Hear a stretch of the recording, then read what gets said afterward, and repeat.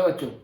तो CMA inter का chapter है इंश्योरेंस क्लेम्स, और इंश्योरेंस क्लेम का सीएमए मॉड्यूल में दिया हुआ एक इलस्ट्रेशन 28 है, जिसके सॉल्यूशन में बहुत सारे बच्चों को दिक्कत आई है कि सर ये क्वेश्चन हमसे क्लियर नहीं हो रहा है।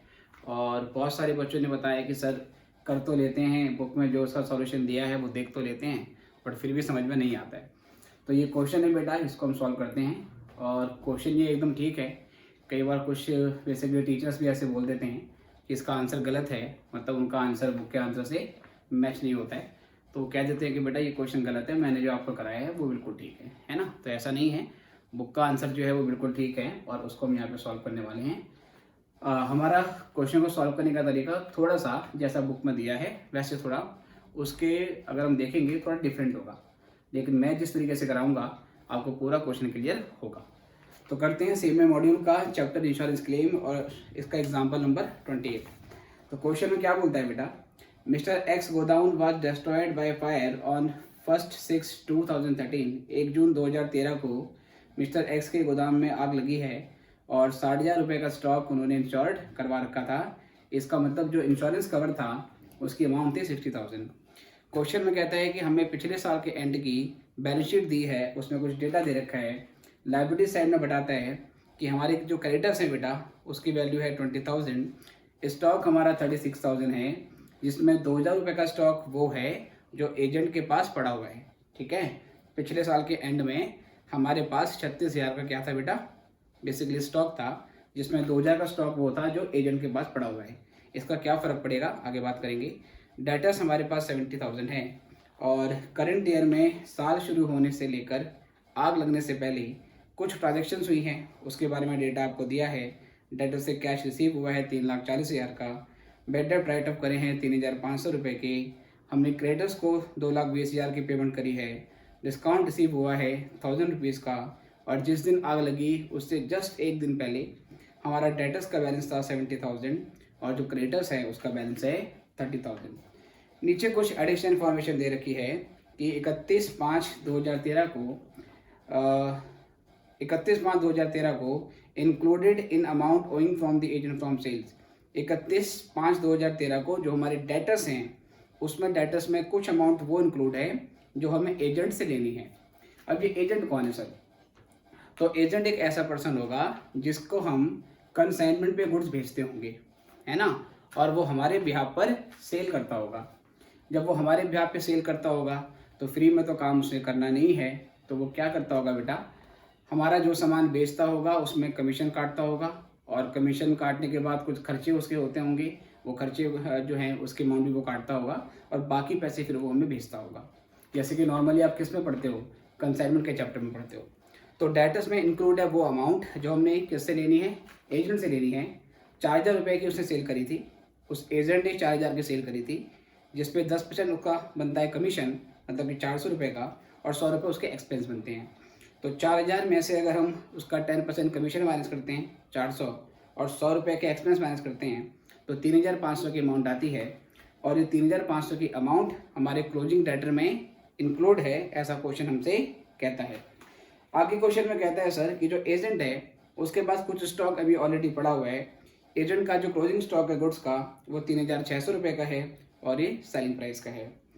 क्वेश्चन में कहता है करंट ईयर में जितनी भी सेल्स हुई है, करंट ईयर में जितनी भी सेल हुई है, मतलब साल शुरू होने से लेकर आग लगने से पहले जितनी भी सेल हुई है उसमें 1,600 रुपये की सेल्स वैल्यू ऐसी है जिसको 50% डिस्काउंट पे बेचा गया था, और 6,000 रुपये की सेल्स वैल्यू ऐसी है जिसको 25% के क्या नाम है बेसिकली डिस्काउंट पर बेचा गया था।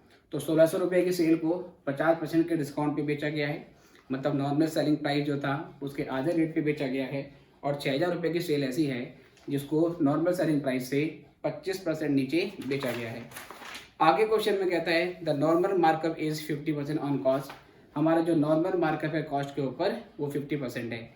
इसका मतलब नॉर्मल जीपी रेशो कॉस्ट का 50% है, मतलब कॉस्ट का 1/2, right. Normal GP ratio cost का 50% है, मतलब कॉस्ट का 1/2, तो सेल का कितना हो जाएगा बेटा, सेल का 1/3। आई गेस ये चीज़ आपको मालूम होगी कि जीपी रेशो अगर कॉस्ट का 50% है तो कॉस्ट का 1/2 हुआ, तो सेल का 1/3 हो जाएगा। आगे क्वेश्चन में कहता है कि इन एबनॉर्मल सेल्स के अलावा मतलब जो 1600 और 6000 रुपये की सेल हमने करी है, जो कि नॉर्मल सेलिंग प्राइस से नीचे है, इसके अलावा बाकी सारे आइटम हमने नॉर्मल सेलिंग प्राइस पे बेचे हैं। फिर क्वेश्चन में कहता है सारा स्टॉक जल गया, कोई सेल्वेज वैल्यू नहीं है और आपको इंश्योरेंस क्लेम की अमाउंट निकालनी है। तो बेटा क्वेश्चन को सॉल्व करते हैं। चलो सर, बहुत ध्यान से देखना बेटे, इसका आंसर यहाँ पे हम सॉल्व कर रहे हैं। तो सबसे पहले बनाएंगे मेमोरेंडम ट्रेडिंग अकाउंट, जो कि करंट ईयर में जो साल आपका शुरू हुआ है 1/1/2013 से लेकर, ठीक है सर, ये 31/5/2013 तक बनेगा। ठीक है, या आप 1/6/2013 भी लिख सकते हो। पर्टिकुलर्स और फिर ये अमाउंट, पर्टिकुलर्स और अमाउंट, ठीक है सर, डेबिट और क्रेडिट। इसके अलावा बेटा हमें क्वेश्चन में कुछ जानकारी मिसिंग है, तो हमें इस क्वेश्चन में डेटर अकाउंट की भी जरूरत पड़ेगी। इसको मैं नॉर्मल टी शेप में बना देता हूँ, आई होप आप लोग समझ जाएंगे। इसी क्वेश्चन में हमें क्रेडिटर्स का अकाउंट भी बनाना पड़ेगा, ठीक है। इसी क्वेश्चन में हमें क्रेडिटर्स का अकाउंट भी बनाना पड़ेगा। क्यों सर? क्योंकि परचेज की वैल्यू आपको नहीं दी है, तो वो निकालने के लिए क्रेडिटर अकाउंट भी बनेगा। इसके अलावा सर इसमें हम एजेंट का अकाउंट भी बनाएंगे, है ना, बोल सकते हैं एजेंट्स ट्रेडिंग अकाउंट या एजेंट का स्टॉक अकाउंट भी इसको बोला जा सकता है। ये भी हमारा बनेगा क्योंकि बहुत सारी जानकारी हमारे पास मिसिंग है, बहुत सारी जानकारी हमारे पास मिसिंग है। और इसके अलावा से कुछ और भी करना पड़ सकता है, ठीक है सर, इसके अलावा कुछ और भी करना पड़ सकता है, तो हम धीरे धीरे देखेंगे। सबसे पहले जो जो जानकारी हमारे पास है उसको हम डाल देंगे। तो क्वेश्चन में कहता है कि पिछले साल जो क्रेडिटर्स हैं उसका क्लोजिंग बैलेंस था 20,000, जो कि बैलेंस शीट में दिया हुआ है। पिछले साल का जो क्लोजिंग बैलेंस है वो इस साल के लिए क्या बन जाएगा? Opening balance. पिछले साल का जो क्लोजिंग बैलेंस है वो इस साल के लिए क्या बन जाएगा? Opening balance. तो बेटा क्रेडिटर्स का क्रेडिट बैलेंस होता है, तो हमने यहाँ पर बाय बैलेंस BD और यहाँ पे क्रेडिटर्स हमने 20,000 के डाल दी। ओके सर, उसके बाद बेटा स्टॉक कितना है हमारे पास? स्टॉक 36,000 है। 36 में से 2,000 का स्टॉक ऐसा है जो एजेंट के पास है। इसका मतलब पिछले साल का क्लोजिंग स्टॉक मतलब इस साल का ओपनिंग स्टॉक 36,000 था, जिसमें से 34,000 का स्टॉक हमारे गोदाम में पड़ा हुआ था और बाकी का जो 2,000 है वो एजेंट के पास पड़ा हुआ था। तो हम क्या करेंगे सर, यहाँ जो ओपनिंग स्टॉक डालेंगे, यहाँ जो ओपनिंग स्टॉक डालेंगे बेटा, ये डालेंगे 34,000 का, ठीक है सर। और एजेंट के अकाउंट में सर, एजेंट के अकाउंट में आप यहाँ पर 2,000 का ओपनिंग स्टॉक डाल दोगे, ठीक है सर। उसके अलावा बेटा जो डेटर्स हैं पिछले साल के क्लोजिंग मतलब इस साल के ओपनिंग डेटर्स हैं 70,000। तो डेटर हमारी एसेट्स होती है और एसेट्स का डेबिट बैलेंस होता है। तो ये टू बैलेंस BD हमने यहाँ पर 70,000 का अमाउंट डाल देना है। 70,000 का अमाउंट हमने यहाँ पर डाल देना है। आगे क्वेश्चन में कहता है कि करंट ईयर में साल शुरू होने से लेकर आग लगने तक कुछ ट्रांजेक्शन्स हुई हैं। डेटर से कलेक्शन आया है 3,40,000 रुपये का। तो जो डेटर का कलेक्शन आएगा बेटा वो डेटर अकाउंट में आ जाएगा, क्योंकि डेटर से पैसे मिलेंगे तो डेटर घटेंगे। डेटर एसेट है, बढ़ेगी तो डेबिट साइड में आती है और घटेगी तो क्रेडिट साइड में आती है। क्रेडिटर्स हमारी लायबिलिटी है, लायबिलिटी क्रेडिट साइड से बढ़ेगी और बेटा यहाँ से क्या होगी? घटेगी। स्टॉक सर हमारा एसेट है ना सर। ये ट्रेडिंग अकाउंट को आप स्टॉक, इस ट्रेडिंग अकाउंट को आप स्टॉक अकाउंट मान सकते हो। बढ़ेगा तो डेबिट से, घटेगा तो क्रेडिट से। और सेम ऐसे बेटा ये भी स्टॉक अकाउंट है, तो ये डेबिट से बढ़ेगा और बेटा क्रेडिट से घटेगा, है ना। ये बेसिक नॉलेज आपको मालूम होनी चाहिए।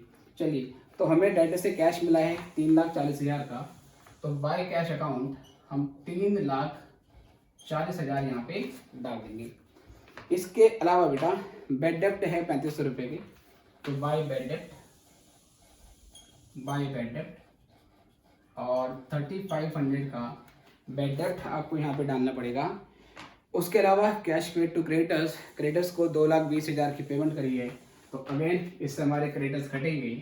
तो यहाँ पर टू बैंक अकाउंट या टू कैश अकाउंट आप लिख सकते हैं और यहाँ पर 2,20,000 की पेमेंट हमने दिखा दी है। 2,20,000 की पेमेंट हमने दिखा दी है और क्रेडिटर से डिस्काउंट मिला है 1,000 का, तो यहाँ पर टू डिस्काउंट रिसीव्ड 1000 का डिस्काउंट यहाँ पर आ गया। और इसके अलावा बेटा क्वेश्चन में आपको बोलता है, ये ध्यान से देखना है कि डेटर्स हमारे जो 31/5/2013 के हैं, क्योंकि हमें डेटर्स दे रखा है 70,000 का 31/5/2013 में, मतलब डेटर का ओपनिंग भी 70,000 था और क्लोजिंग भी 70,000 था। लेकिन डेटर का जो क्लोजिंग 70,000 है उसमें कुछ वो पैसे भी इंक्लूड हैं जो हमने एजेंट से लेने हैं। जो हमने किससे लेने हैं सर? एजेंट से लेने हैं।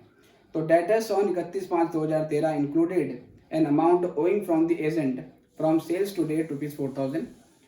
डेटर्स के 70,000 में वो पैसे इंक्लूड हैं जो एजेंट ने सेल करी है और हमने एजेंट से पैसे लेने हैं। एजेंट ने 4,000 की सेल करी थी, जिस पे वो अपना 10% मतलब 400 रुपये का कमीशन काटेगा और वो अपना 100 रुपये का बेटा जो उसका बेसिकली एक्सपेंस हुआ होगा उसको वो भी काटेगा। तो 4,000 में से आप 400 का कमीशन और 100 रुपये का खर्चा आपको लेस कर देना है। तो 4,000 में से अगर मैं 400 और 100 ये लेस करता हूँ तो 3,500 हमारे वो अमाउंट बनती है जो हमने डेटर से लेनी है। और क्वेश्चन क्या बोलता है सर? ये 3500 की अमाउंट हमारी डेटर्स में इंक्लूड है, तो हम क्या करेंगे सर? जो एजेंट वाला डेटर है उसका तो कंसाइनी के नाम से अलग से अकाउंट बनेगा, है ना? उसका क्या बनेगा सर? कंसाइनी के नाम से या एजेंट के नाम से अलग से अकाउंट बनेगा। वो डेटर हमारे नॉर्मल डेटर में इंक्लूड नहीं होने चाहिए। तो मैं यहाँ पे क्या करूँगा, देखो, जब मैं यहाँ पर बाय बैलेंस सीधी लिखूँगा तो सर क्या करना चाहिए? इसमें 70,000 के जो मेरे डेटर हैं इसमें से मैं माइनस करूँगा 4,000 की वो अमाउंट जो इसमें इंक्लूड है, जो कि मैंने एजेंट से लेनी है। लेकिन 4,000 का सर 10%, ये हो गया आपका 400 और सर ये हो गया 100। तो अल्टीमेटली मुझे 4,000 माइनस 400 माइनस 100 ये 3500 की फिगर इस 70,000 में से माइनस करनी पड़ेगी। तो यहाँ से ये 66,500 आएगा। ठीक है बेटा, एजेंट भी हमारा डेटर है, पर एजेंट के लिए अलग से अकाउंट बनेगा जिसको हम कंसाइनी अकाउंट के नाम से जानेंगे।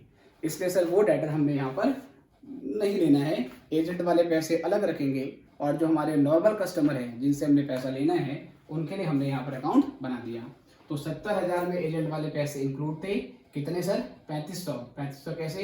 4,000 की सेल में वो 400 का कमीशन काटेगा, 100 रुपये के खर्चे काटेगा। तो ये 3500 मैंने यहाँ से हटा दिए, तो मेरे पास 66,500 की अमाउंट बनती है। इसके बाद बेटा हमारे जो क्रेडिटर्स हैं क्लोजिंग वो 30,000 हैं। तो 30,000 के हमारे क्रेडिटर्स मैं यहाँ डाल दूंगा, ओपनिंग बैलेंस यहाँ पे और क्लोजिंग बैलेंस यहाँ पे।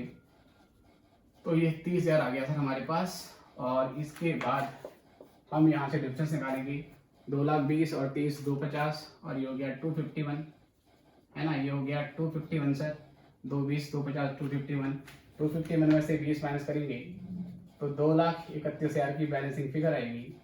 2,31,000 की बैलेंसिंग फिगर आएगी। ये बेटा मेरी परचेजेस आ गई, करंट ईयर की। मतलब करंट ईयर में साल शुरू होने से आग लगने तक इन बिटवीन इस बीच में मैंने 2,31,000 की परचेज कर ली थी। ठीक है सर। ऐसे यहाँ से बेटा सेल्स निकालूंगा, ऐसे यहाँ से क्या निकलेगी? सेल्स निकलेगी। तो टू सेल्स अकाउंट तो यहाँ से निकलेंगे 3,40,000 में ही ऐड कर लो, 4,500। तो सर ये 340 ही आएगा आई गेस कि सर देखो ये 70,000 है, ये भी 70,000 है, 70 कैंसिल, तो आप जोड़ोगे तो ये 340 ही आएगा, 340 ही आ रहा है सर जी बैलेंस फिगर। तो यहाँ से भी हमारा जो टोटल है बच्चों वो टोटल हो गया 7,09,000 4,10,000 और ये भी आ गया हमारा 4,10,000। ठीक है। तो परचेस में यहाँ पे डाल देता हूँ, 2,31,000 की। ठीक है सर। और सेल में यहाँ डाल दूंगा, बेटा कितनी? सेल में यहाँ पे डाल दूंगा 3,40,000 की। अब सर ये मैंने इनर कॉलम में क्यों लिखी है? दोनों अमाउंट आउटर कॉलम में क्यों नहीं लिखी है? क्योंकि कंसेप्ट है कि अगर करंट ईयर में कोई एबनॉर्मल आइटम होता है, ठीक है, जिसको हमने बेच दिया, उस एबनॉर्मल आइटम की सेल्स वैल्यू हम सेल्स में से माइनस करते हैं और उस एबनॉर्मल आइटम की कॉस्ट, राइट सर, उस एबनॉर्मल आइटम की जो कॉस्ट है सर वो परचेज में से माइनस करनी पड़ती है। तो पहले मुझे पता लगाना पड़ेगा कि 3,40,000 की मेरी जो टोटल सेल है, इस 3,40,000 की सेल्स के अंदर क्या क्या एबनॉर्मल आइटम इंक्लूड हैं। तो देखिए सर, यहाँ से हम बात करेंगे, यहाँ से अगला पॉइंट, तो यहाँ से हम बात करेंगे सर, इसको आप वर्किंग नोट मान सकते हैं। तो यहाँ से मेरी जो सेल आई थी सर, वो 3,40,000 की आई थी। इस 3,40,000 की सेल के मैं टुकड़े बना देता हूँ। इसमें पहला एबनॉर्मल आइटम कौन सा है सर, इसको मैं एबनॉर्मल आइटम 1 कह लेता हूँ। दूसरा मेरा सर एबनॉर्मल आइटम 2 बोल देता हूँ, ठीक है। और इसके अलावा बेटा जो बच जाएगी वो सारा का सारा क्या है, नॉर्मल है। बैलेंस ऑल नॉर्मल है सर, बैलेंस हमारा और नॉर्मल है। तो देखो सर, क्वेश्चन में क्या बोला था, सेल्स में इंक्लूड है एक ऐसा आइटम जो 1600 रुपये में बेचा गया। इसकी सेल्स वैल्यू कितनी है सर, इसकी सेल्स वैल्यू है 1600 रुपये। और सर ये किस पे थी, ये 50% बिलो नॉर्मल सेलिंग प्राइस, ये 50% नीचे थी नॉर्मल सेलिंग प्राइस से, 50% बिलो नॉर्मल सेलिंग प्राइस। तो क्या मैं आपसे पूछ सकता हूँ कि अगर ये 1600 रुपये का आइटम 50% के डिस्काउंट पर बेचा गया था, तो इसकी फुल सेल्स वैल्यू क्या होगी, या इसकी नॉर्मल सेल वैल्यू कितनी होगी विदाउट डिस्काउंट। तो हम यहाँ से बोलेंगे सर, इसकी जो नॉर्मल सेल वैल्यू है, दैट वी विल कैलकुलेट कि सर नॉर्मल सेल वैल्यू इसकी हो जाएगी 1650 से डिवाइड करेंगे और 100 से क्या करेंगे, इंटू करेंगे। ये 1600 50% लेस करने के बाद है, इसका मतलब बैलेंस 50 पे है, तो 100 पे कितना होगा, तो ये हो जाएगा 3200, ये हो जाएगा 3200, ठीक है सर। ये 3200 हो गया, ये कितना आ गया, 3200 आ गया।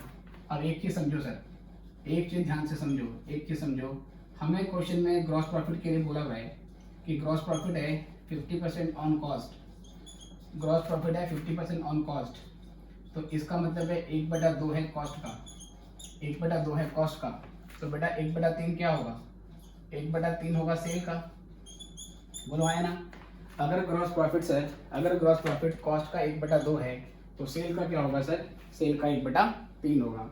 अब सर इसी बात को ध्यान से समझना कि अगर, अब मैं कहाँ करता हूँ इस पॉइंट को सर, इस पॉइंट को मैं यहाँ समझाता हूँ, ठीक है। ये हिस्सा मैं यूज कर रहा हूँ। मान लीजिए सर ये मेरी सेल है, ये पूरा जो सर्कल है मेरा, ये जो मेरा पूरा सर्कल है, ये डिनोट करता है सेल को। अगर इसका 1/3 हिस्सा ग्रॉस प्रॉफिट है, अगर सर इस पूरी सेल का 1/3 हिस्सा कितना है बेटा, जीपी है, तो बताइए मुझे कि जो ये बचा हुआ हिस्सा होगा, ये बचा हुआ हिस्सा बेटा ये क्या होगा, ये बचा हुआ हिस्सा बेटा क्या होगा, ये 2/3 होगा। और बेटा ये 2/3 किसका होगा बताइए, ये जो 2/3 हिस्सा होगा बेटा ये कॉस्ट होगी। अगर सेल का इतना हिस्सा जीपी है, तो सर ये बचा हुआ पाई क्या है सर, कॉस्ट है। ये बचा हुआ हिस्सा सर कॉस्ट है, और ये कॉस्ट कितनी होगी बताइए, ये कॉस्ट होगी 2/3 ऑफ सेल होगी सर, ये सेल का 2/3 होगी। बताइए ये बात समझ में आ रही है नहीं आ रही है, इसको बहुत ध्यान से देखना है। देखो सर, सेल्स के 2 हिस्से होते हैं, दो हिस्से क्या होते हैं सर, मैं आपको ऐसे बोल सकता हूँ कि जो सेल है ना, इसका एक हिस्सा होता है कॉस्ट और एक हिस्सा होता है जीपी। सेल के 2 ही हिस्से होते हैं, एक हिस्सा होता है कॉस्ट, एक हिस्सा होता है जीपी। ये पूरा हिस्सा मान लीजिए 1 है, ये पूरा हिस्सा एक सर्कल है। अगर इस जीपी का भाग 1/3 है, तो बताइए क्या कॉस्ट का भाग 2/3 नहीं होगा, बोलो हाँ ना। सेल के 2 ही हिस्से होते हैं, कॉस्ट प्लस जीपी। सेल्स अगर 1 है, ये सर्कल 1 है, ये रोटी 1 है, अगर इस रोटी में जीपी का हिस्सा 1/3 है, तो कॉस्ट का हिस्सा कितना होगा बेटा, 2/3 होगा। तो इसका ये मतलब हुआ, अगर मुझे इस आइटम की कॉस्ट निकालनी है, तो मैं 2/3 निकाल दूंगा इसकी सेल वैल्यू का। और इसकी नॉर्मल सेल वैल्यू कितनी थी, इसकी नॉर्मल सेल वैल्यू थी 3200। तो 3200 का सर मैं क्या करूँगा, 2/3 निकालूंगा।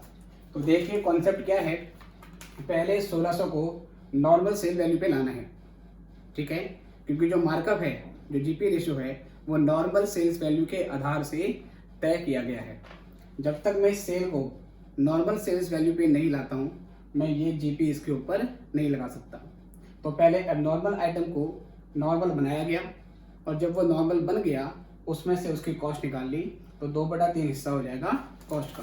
तो क्या करेंगे बेटा, 3200 का 2/3 निकाल देते हैं। 3200 का 2/3 निकाल देते हैं तो प्यारे बच्चों ये आ जाएगा 2113 है ना, 2133 आ रहा है बेटा, ये 2133.33। तो मैं इसको 2133 ही लिख देता हूँ। ठीक है सर, ये तो हो गई इसकी बात सर। सेम ऐसे बेटा, सेम ऐसे ही यही प्रोसेस हमें यहाँ लगानी है, यही प्रोसेस हमें यहाँ लगानी है। दूसरा हमारा जो एबनॉर्मल आइटम है उसकी सेल वैल्यू कितनी है, शॉर्ट में मैंने एस पे लिख दिया। दूसरा जो एबनॉर्मल आइटम है उसकी सेल्स वैल्यू कितनी है, उसकी सेल्स वैल्यू है 6000 सर, उसकी सेल्स वैल्यू है 6000। और सर ये किस पर है, ये बिलो 25% है, ये 25% नीचे है सर, है ना बेटा, ये 25% नीचे है नॉर्मल सेलिंग प्राइस से। तो इसकी नॉर्मल सेल्स वैल्यू कितनी होगी, तो यहाँ से मैं निकालूंगा इसकी नॉर्मल सेल्स वैल्यू। तो नॉर्मल सेल्स वैल्यू निकालने के लिए व्हाट आई विल डू, इस 6000 को मैं 75 से डिवाइड करूंगा और 100 से इंटू करूंगा। बोलो है ना, ये क्योंकि 25% कम पर है, इसका मतलब ये 75% वैल्यू को रिप्रेजेंट करता है। अगर 6000 75 पे है तो 100 पे कितना, तो बेटा यहाँ से आ जाएगा आपका 8000। ठीक है, आई गेस से आपका आ जाएगा 4 3, हाँ बेटा ये आ जाएगा 8000 नॉर्मल सेल वैल्यू है। और इसकी कॉस्ट कितनी होगी, अब इस हिस्से की कॉस्ट कितनी होगी सर, तो कॉस्ट के लिए बेटा सेम चीज़ अगर जीपी 50% कॉस्ट पर है तो कॉस्ट का 1/2, कॉस्ट का 1/2 बेटा, और सेल का क्या होगा 2/3। तो मैं इसी 8000 का 2/3 निकाल दूंगा, तो यहाँ से इसकी कॉस्ट आ जाएगी। ठीक है, तो 8000 का 2/3 निकाल देते हैं, 8000 का 2/3 निकाल देते हैं तो ये 5333 आ गया। ये कितना आ गया सर हमारा, 5333 आ गया सर, ये इसकी कॉस्ट हो गई। तो जो नॉर्मल आइटम है उनकी सेल वैल्यू है 1600 और 6000 जो इसमें इंक्लूड है, और इनकी कॉस्ट कितनी है सर, इनकी कॉस्ट है 2133 और सर ये कितनी है 5333, है ना। तो नॉर्मल आइटम की जो सेल वैल्यू सेल्स में इंक्लूड होती है उसको हम सेल्स में से हटा देते हैं, और एबनॉर्मल आइटम की जो कॉस्ट होती है बेटा उसको हम परचेज प्राइस में से हटा देते हैं। इनके अलावा सर 3,40,000 में से ये 1600 और 6000 को रिमूव करने के बाद बाकी जो बचा सर, वो बाकी पूरी क्या है आपकी, वो बाकी पूरा का पूरा आपका नॉर्मल सेल वैल्यू है। तो बाकी वैल्यू कितनी बची सर, बाकी वैल्यू कितनी बची, 3,40,000 में से 6 माइनस करो तो ये हो गया आपका कह सकते हैं 3,34,000, एक गया 3,33,000, तो 3,32,400 सर। 340 में से ये 6 माइनस किया और ये 1600 माइनस किया, तो 340 में से 6 गया 334, एक गया 333, तो 332,400। 332,400 ये हमारी नॉर्मल सेल वैल्यू है। 332,400 ये क्या है सर, ये हमारी नॉर्मल सेल वैल्यू है। ठीक है, तो उस पर हमारा जीपी रेशियो बिल्कुल नॉर्मल है, इसके अंदर कोई एबनॉर्मल आइटम नहीं है। यहाँ एबनॉर्मल आइटम थे उसकी वैल्यू हमने निकाल ली। तो क्या करेंगे देखिए, अब यहाँ मैं लिखूंगा less cost of abnormal item sold, cost of abnormal item sold. ठीक है, क्या लिखा है मैंने, ये cost of abnormal item sold. Abnormal item sir दो हैं, एक 2133 का है और एक 533 का है। इन दोनों वैल्यू को जोड़ दो और इनकी कंबाइंड वैल्यू परचेज में से माइनस कर दो, तो कितना आएगा सर, ये आएगा 2133 प्लस 533, 2133 प्लस 533, तो सर ये 7466 है, ये 7466 है। इसको यहाँ से हटाया कितने में से, 2,31,000 में से, तो ये आ गया मेरा 2,23,534। ठीक है सर, 2,23,534। ठीक है जी, समझ जाना। और सर यहाँ से क्या करेंगे सर हम, sales value of abnormal item. अब ये मैं इसको मिटा देता हूँ, ये समझ में आ गया होगा आपके कि हमने क्या करा है। ठीक है sir, sales value of abnormal item, और एबनॉर्मल आइटम जो मेरे थे उनकी सेल वैल्यू 1600 और 6000 इंक्लूड थी 3,40,000 में, तो 6 और 1600 ये 7,600 हो गया। तो ये लेस करने के बाद 3,32,400 हो गए हैं। ठीक है सर, लेकिन अभी भी क्वेश्चन हमारा नॉर्मल नहीं हुआ है। इस 3,32,400 पे इस 3,32,400 पे मैं नॉर्मल जीपी अगर लगा दूंगा तो यहाँ से मेरा ग्रॉस प्रॉफिट आ जाएगा। लेकिन उससे पहले सर, उससे पहले एजेंट का अकाउंट भी तो खड़ा है, उससे पहले एजेंट का भी तो अकाउंट खड़ा है। हम एजेंट को भी तो सामान भेजते होंगे, बोलो हाँ ना। अगर एजेंट हमारे बिहाफ पे सेल कर रहा है, हम एजेंट को भी तो सामान भेजते होंगे। और जब हम एजेंट को सामान भेजेंगे तो एजेंट को सामान भेजने से हमारा स्टॉक कम होगा और वो वैल्यू आपको यहाँ पे डालनी पड़ेगी। तो हम लिख सकते हैं by goods sent on consignment, या आप एजेंट भी लिख सकते हो by goods sent on consignment account. ठीक है सर, आप इस तरीके से यहाँ से बोल सकते हो। अब सर ये कितना सामान हमने भेजा है, हमने कितना सामान एजेंट को भेजा होगा वो भी निकालना होगा, क्योंकि उतनी वैल्यू से हमारा स्टॉक क्या हो जाएगा, कम हो जाएगा। जितना स्टॉक हमारा गोदाम में पड़ा होगा उतना ही तो डिस्ट्रॉय हुआ है, उतना ही तो नुकसान हुआ है। जो हम एजेंट को भेज चुके हैं उस पर कोई लॉस नहीं हुआ होगा। वो तो सर जो एजेंट के पास पड़ा हुआ है, आग तो हमारे गोदाम में लगी हुई थी तो वही तो सामान जला होगा जो हमारे गोदाम में था। तो एजेंट वाला भी आपको निकालना पड़ेगा। तो एजेंट का डेटा देखते हैं सर क्या बोलता है इसके बारे में। एजेंट के बारे में कहता था कि इसका ओपनिंग स्टॉक 2000 था। इस एजेंट ने 4000 की सेल करी थी, इस एजेंट ने 4000 की सेल करी थी। ठीक है बेटा, 4000 की सेल करी थी जिसमें 400 रुपये कमीशन था और 100 रुपये एक्सपेंस थे।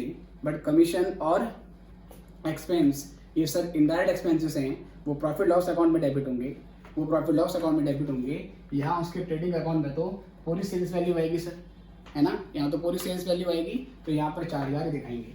ये कन्फ्यूजन मत रखना कि सर यहाँ तो सेल्स में पूरा 4000 लिख रहे हो, लेकिन यहाँ पर 3500 क्यों लिया था, यहाँ 3500 क्यों लिया था। सर वो सेल वैल्यू है, वो सेल वैल्यू है और ये रिसीवेबल वैल्यू है। एजेंट ने सेल कितनी करी है, सेल करी है 4000 की, लेकिन एजेंट से हम रिसीव कितना करेंगे, तो सर रिसीव करेंगे एजेंट का कमीशन और खर्चे काटने के बाद। इसलिए सर जो डेटर्स होगी, जो ड्यू अमाउंट होगी वो तो 3500 ही दी जाएगी। ठीक है। अब सर एजेंट कैसे सेल करता है, एजेंट कैसे सेल करता है सर, ये एजेंट भी जो ग्रॉस प्रॉफिट कमाता होगा उसका सिंपल सा लॉजिक है कि ग्रॉस प्रॉफिट है कॉस्ट का 1/2, ग्रॉस प्रॉफिट है कॉस्ट का 1/2, तो बेटा सेल का क्या होगा, सेल का होगा 1/3। तो क्योंकि मुझे यहाँ जीपी निकालना है तो मैं इसी 4000 का 1/3 निकाल दूंगा। 1/3 कैसे आया इसको फिर से देखना है। हमें जीपी क्वेश्चन में बोला है 50% on cost. Gross profit cost का 50% है, कॉस्ट का 1/2 है। अगर कॉस्ट का 1/2 है तो सेल का क्या हो जाएगा 1/3। एजेंट जो सेल करता है उसके लिए भी जीपी रेशो यही है, और जो हम अपने कस्टमर को डायरेक्ट सेल करते होंगे उसका जीपी रेशो भी यही है। तो 1/3 लेना है बेटा। 4000 का अगर आप 1/3 निकालते हो तो सर ये आ गया आपका 1335। उसके बाद एजेंट के पास कुछ क्लोजिंग स्टॉक पड़ा होगा, एजेंट के पास कुछ क्लोजिंग स्टॉक पड़ा होगा, ध्यान से देखना। तो नीचे फर्स्ट पॉइंट में बोलता था कि एजेंट के पास 3600 रुपये का सामान अभी भी पड़ा हुआ है। The agent still held the said goods valued at rupees 3600। Agent के पास ऐसे गुड्स अभी भी पड़े हुए हैं जो 3600 रुपये के हैं, लेकिन वो सेल्स वैल्यू पे हैं। 3600 रुपये के हैं बेटा, 3600 रुपये के हैं, लेकिन ये कौन सी वैल्यू पे है सर, सेल वैल्यू पे है। मुझे सेल वैल्यू नहीं चाहिए इसकी, मुझे इसकी कॉस्ट चाहिए, क्योंकि सर जो गुड्स होंगे उसको हम कॉस्ट पे वैल्यू करेंगे। तो कॉस्ट कैसे निकालोगे, सुनना ध्यान से। मैंने बताया था कि ग्रॉस प्रॉफिट कितना है, सेल का 1/3। अगर सेल का 1/3 जीपी है, अगर सेल का 1/3 जीपी है बेटा, तो 2/3 क्या हो जाएगा बेटा, 2/3 कॉस्ट हो जाएगा। तो इसको कॉस्ट में कन्वर्ट करने के लिए मुझे 2/3 लगाना पड़ेगा, है ना। ये सेल वैल्यू है, इसको कॉस्ट में कन्वर्ट करने के लिए 2/3 लगाना पड़ेगा। जहाँ पर जीपी लगाना हो, जहाँ पर जीपी निकालना हो वहाँ सेल्स वैल्यू पे 1/3 निकालना है, और जहाँ पे कॉस्ट निकालनी है सर वहाँ पे 2/3 निकालना है। ठीक है। अगर ये फ्रैक्शन 1/3 2/3 आपके समझ में आ रहा है तभी ये क्वेश्चन क्लियर होगा, अदरवाइज नहीं होगा सर। ठीक है। और मुझे पता है कि बहुत सारे बच्चे इस क्वेश्चन को छोड़ देते हैं, बहुत सारे टीचर भी इस क्वेश्चन को छोड़ देते हैं। ठीक है। क्लास में इसको बहुत कम लोग टच करते हैं, और ज़्यादातर लोगों का बेसिकली क्या मानना होता है टीचर्स का कि सॉल्यूशन दे रखा वहीं से देख लो, और वो वहीं से थोड़ा बहुत समझा देते हैं, लेकिन इस क्वेश्चन को सॉल्व कर पाने में दिक्कत होती है। अगर कंसेप्ट क्लियर है तो ही इस क्वेश्चन को सही तरीके से सॉल्व किया जा सकता है। ठीक है। तो जो आपके बढ़िया टीचर्स होंगे, जो अच्छे सर आपके टीचर्स होंगे, वो डेफिनेटली इस क्वेश्चन को सॉल्व कर देंगे। ठीक है। पर जो छोड़ रहे हैं, जो स्किप कर रहे हैं, तो थोड़ा ध्यान रखना, अगर एग्जाम में क्वेश्चन आ गया और आपने छोड़ दिया ये क्वेश्चन तो समस्या हो जाएगी, क्योंकि ये अच्छे खासे वेटेज का क्वेश्चन आएगा। तो 3600 का बेटा 2/3 निकाल देते हैं। 3600 का 2/3 निकाल देते हैं तो ये आ जाएगा मेरे पास 2400, ये आ जाएगा मेरे पास 2400। तो ये पूरा कितना हो गया सर, ये 6400 हो गया। इतना सामान बेच दिया, इतना सामान ऑलरेडी पड़ा हुआ है, इतने का प्रॉफिट हुआ। जो डिफरेंस आया सर, जो डिफरेंस आया, इतना सामान भेजा गया है ना, इतना सामान क्या है सर, भेजा गया है। तो to goods sent on consignment, हमने कंसाइनमेंट पे कितना सामान भेजा, ये बेटा कंसाइनमेंट लिखा है, अगर क्लियर ना हो तो गुड्स सेंट ऑन कंसाइनमेंट, थोड़ा मैं साफ लिखता हूँ उसको, कंसाइनमेंट, ठीक है। और ये कहाँ से निकलेगा सर, बैलेंसिंग फिगर से। To goods sent on consignment, 6400 में से माइनस करोगे 2000 और माइनस करोगे 1333, तो सर ये 3067 आएगा। कितना आएगा सर, ये आएगा आपका 3067 सर, ये हो गया 3067। ये हमारी बैलेंसिंग फिगर है, ये हमारी बैलेंसिंग फिगर है। कितनी है सर, ये 3067 है, ठीक है। कितनी है, 3067। इतना सामान सर हमने कंसाइनमेंट पे भेजा, इतना सामान कंसाइनमेंट पे भेजा था, ओके जी। नॉर्मल ग्रॉस प्रॉफिट कितना हुआ होगा, अब नॉर्मल ग्रॉस प्रॉफिट के लिए 3,32,400 पे अब कितना लगाएंगे सर, 1/3 लगाएंगे। जहाँ भी जीपी निकालना है वहाँ सेल्स वैल्यू पे 1/3 निकालना है, सेल्स पे 1/3 निकालना है बेटा। तो 3,32,400 का अगर आप 1/3 निकालते हैं तो हमारे पास ये आ गया है 1,10,800। और ये सब करने के बाद यहाँ से आ जाएगा बैलेंसिंग फिगर से हमारा क्लोजिंग स्टॉक, और ये वो क्लोजिंग स्टॉक होगा सर, ये वो क्लोजिंग स्टॉक होगा जो डे ऑन फायर होगा, है ना। तो 34,000 प्लस 2,23,534, 2,23,534 प्लस 1,10,800, ठीक है सर, 1,10,800। तो ये आ गया मेरा 368,334 और इसमें से माइनस करूंगा मैं 3,32,400 और माइनस करूंगा 3067। तो बेटा आंसर आएगा इसका 32,867। 32,867 ये हमारा आंसर है, जो कि आप चेक करोगे ये बुक के आंसर से मैच करेगा, ठीक है। तो सर जिस दिन आग लगी उस दिन हमारे गोदाम में 32,867 रुपये का स्टॉक था, ये सारा का सारा जल गया, ये सारा का सारा जल गया, ठीक है सर।